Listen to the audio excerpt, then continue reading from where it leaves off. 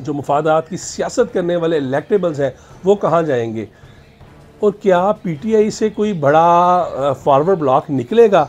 तो बिल्कुल जनाब, मैं आपको ये लाजमी बताऊं कि एक पीटीआई से फॉरवर्ड ब्लॉक की बड़ी तादाद में जो है, जिसकी तादाद 30 प्लस है, 30 एमएनए प्लस है, वो आने वाले दिनों में आपको इमरान खान के ख़िलाफ़ नज़र आएंगे। लेकिन वो भी नज़र आएंगे जैसे ही कौमी असम्बली का इजलास रेक्विजिट हो जाएगा।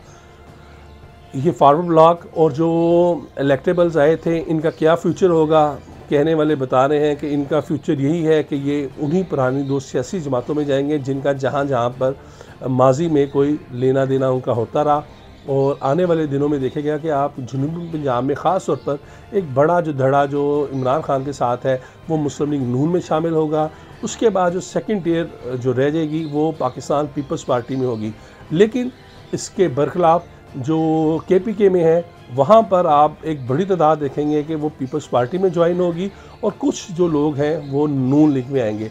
तो ये तमाम चीज़ें वही हैं कि हर तरफ से जो गिनतियाँ हैं वो जोड़ी जा रही हैं, उनकी तादाद को एक इंजीनियर्ड करके उसे पेश किया जाएगा। और आने वाला जो इलेक्शन है उसके अंदर आप देखेंगे कि जो चीज़ें हालात चेंज हों या ना हो, लेकिन चेहरे आपको लाजमी मुख्तलिफ नज़र आएंगे।